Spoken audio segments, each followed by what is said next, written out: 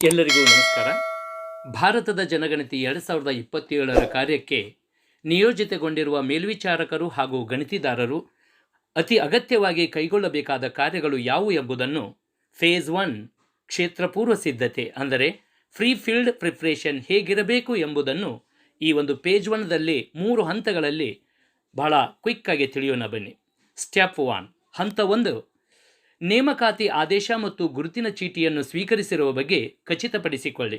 ಹೌದು, ನಿಮ್ಮ ಅಧಿಕೃತ ಜನಗಣತಿ 2027ರ ಪ್ರಯಾಣವು ಚಾರ್ಜ್ ಆಫೀಸರ್ ನಿಮ್ಮ ನೇಮಕಾತಿ ಪತ್ರವನ್ನು CMMS ಅಂದರೆ census management and monitoring system portal ಮೂಲಕ ನೀಡಿದಾಗಿನಿಂದ ಪ್ರಾರಂಭವಾಗಿದ್ದು, ಜನಗಣತಿ ಕಾರ್ಯವು ಪೂರ್ಣಗೊಳ್ಳುವವರೆಗೂ ಈ ದಾಖಲೆಯು ಜನಗಣತಿ ಕಾಯ್ದೆ 1948ರ ಅಡಿಯಲ್ಲಿ ನಿಮ್ಮ ಕಾನೂನು ಅಧಿಕಾರವನ್ನು ವ್ಯಾಖ್ಯಾನಿಸುತ್ತದೆ. ಇನ್ನು CMMS ಪೋರ್ಟಲ್ ಮೂಲಕ ತಮ್ಮ ಅಧಿಕೃತ ಮೊಬೈಲ್ ಸಂಖ್ಯೆಗೆ ಈಗಾಗಲೇ ಚಾರ್ಜ್ ಅಧಿಕಾರಿಯಿಂದ ಅಂದರೆ ತಹಶೀಲ್ದಾರ್, STM, BDO ಅಥವಾ ಕಾರ್ಯನಿರ್ವಾಹಕ ಅಧಿಕಾರಿಗಳಿಂದ ನೇಮಕಾತಿ ಪತ್ರವನ್ನು ನಿಮ್ಮ ಮೊಬೈಲ್ ಮೂಲಕ ಸ್ವೀಕರಿಸಿದ್ದೀರಿ ಎಂಬುದನ್ನು ಖಚಿತಪಡಿಸಿಕೊಳ್ಳಿ. ಅದೇ ರೀತಿ ನಿಮ್ಮ ಜನಗಣತಿ ಕಾರ್ಯದ ಅಧಿಕೃತ ಗುರುತಿನ ಚೀಟಿಯನ್ನು ಪಡೆದುಕೊಳ್ಳಿ. ನೆನಪಿರಲಿ, ಇದು QR ಕೋಡನ್ನು ಒಳಗೊಂಡಿದ್ದು ಗಣತಿ ಕಾರ್ಯದಲ್ಲಿ ಮಾಹಿತಿ ನೀಡುವವರು ನಿಮ್ಮ ಗುರುತನ್ನು ಪರಿಶೀಲಿಸಲು ಸ್ಕ್ಯಾನ್ ಮಾಡಬಹುದು.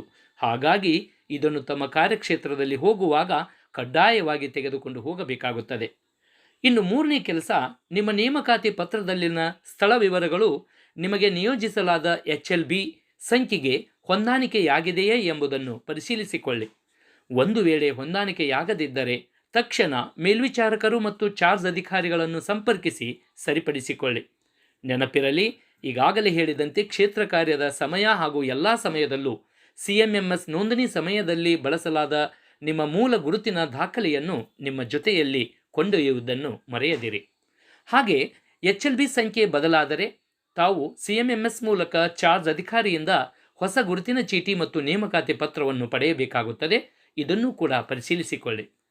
ನೆನಪಿರಲಿ, CMSS ಎಂಬ ಅರ್ಥವನ್ನು ತಿಳಿಯುವುದಾದರೆ ಇದು ಜನಗಣತಿ ನಿರ್ವಹಣೆ ಮತ್ತು ಮೇಲ್ವಿಚಾರಣಾ ವ್ಯವಸ್ಥೆಯಾಗಿದ್ದು, ಗಣತಿದಾರರನ್ನು ನೋಂದಾಯಿಸಲು, ನೇಮಕಾತಿ ಪತ್ರಗಳನ್ನು ನೀಡಲು ಮತ್ತು ಕ್ಷೇತ್ರದ ಪ್ರಗತಿಯನ್ನು ಮೇಲ್ವಿಚಾರಣೆ ಮಾಡಲು ಬಳಸಲಾಗುವ ಅಧಿಕೃತ ಕೇಂದ್ರ ಡಿಜಿಟಲ್ ಪೋರ್ಟಲ್ ಆಗಿದೆ. ಇನ್ನು ಚಾರ್ಜ್ ಆಫೀಸರ್ ಎಂದರೆ ಯಾರು ಎಂಬ ಪ್ರಶ್ನೆಗೆ ನಿಮ್ಮ ಪ್ರದೇಶಕ್ಕೆ ಜವಾಬ್ದಾರರಾಗಿರುವ ಹಿರಿಯ ಅಧಿಕಾರಿಗಳು ಅಂದರೆ ತಹಶೀಲ್ದಾರ್, SDM, BDO ಅಥವಾ ಪುರಸಭೆಯ ಕಾರ್ಯನಿರ್ವಾಹಕ ಅಧಿಕಾರಿಗಳು ಎಲ್ಲ ಆಡಳಿತಾತ್ಮಕ ಸಮಸ್ಯೆಗಳಿಗೆ ನಿಮ್ಮ ಮೊದಲ ಪರಿಹಾರ ನೀಡುವ ಅಧಿಕಾರಿಗಳಾಗಿದ್ದಾರೆ. ಇನ್ನೊಂದು ತಮ್ಮ ಗಮನದಲ್ಲಿರಲಿ, CMMS ನೋಂದಣಿಯ ನಂತರ ನಿಮ್ಮ ಗುರುತಿನ ದಾಖಲೆಯ ಪ್ರಕಾರ ಸಂಖ್ಯೆ ಬದಲಾಗಿದ್ದರೆ ಅಂದರೆ ನಿಮ್ಮ HLB ನಂಬರ್ ಬದಲಾಗಿದ್ದರೆ ಕ್ಷೇತ್ರ ಕಾರ್ಯವನ್ನು ಪ್ರಾರಂಭಿಸುವ ಮೊದಲೇ ತಾವು ಅದನ್ನು CMMSನಲ್ಲಿ ನವೀಕರಿಸಿ ಪರಿಶೀಲಿಸಲು ಪ್ರತಿಕ್ರಿಯಿಸುವರು ನಿಮ್ಮ QR ಕೋಡ್ ಸ್ಕ್ಯಾನನ್ನು ಮಾಡಬಹುದಾಗಿದ್ದು, ಹಾಗಾಗಿ ಇದನ್ನು ಮೊದಲು ಸರಿಪಡಿಸಿಕೊಂಡು ನಿಮ್ಮ ಕಾರ್ಯವನ್ನು ಮುಂದುವರಿಸಬೇಕಾಗುತ್ತದೆ.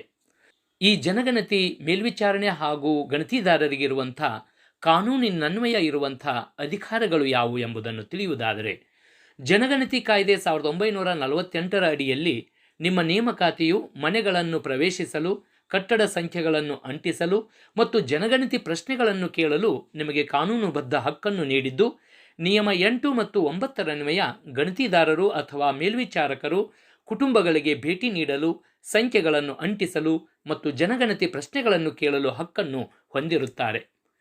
ಹಾಗೆ 2022ರ ಜನಗಣತಿ ತಿದ್ದುಪಡಿ ನಿಯಮಗಳ ವಿಭಾಗ 6D ಅಡಿಯಲ್ಲಿ ಸ್ವಯಂ ಗಣತಿಯನ್ನು ಕಾನೂನುಬದ್ಧವಾಗಿ ಅನುಮತಿಸಲಾಗಿದೆ.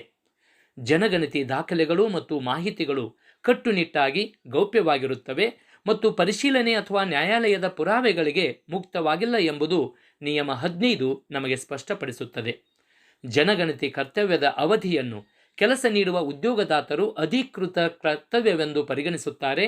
ನಿಯಮ 15A ಅಡಿಯಲ್ಲಿ ಉತ್ತಮ ನಂಬಿಕೆಯಿಂದ ನೀವು ಮಾಡುವ ಕ್ರಿಯೆಗಳನ್ನು ಕಾನೂನುಬದ್ಧವಾಗಿ ರಕ್ಷಿಸಲಾಗಿದೆ. ವಿಭಾಗ 15B ಅಡಿಯಲ್ಲಿ ನಿಮ್ಮ ಜನಗಣತಿ ಕರ್ತವ್ಯದಲ್ಲಿ ಕಾರ್ಯಕ್ಷಮತೆ ಇಲ್ಲದಿರುವುದು ಅಥವಾ ನಿರ್ಲಕ್ಷ್ಯವು ಕಂಡುಬಂದಲ್ಲಿ ನೆನಪಿರಲಿ, ದಂಡ ಹಾಗೂ ಶಿಕ್ಷೆಯನ್ನು ವಿಧಿಸಬಹುದು.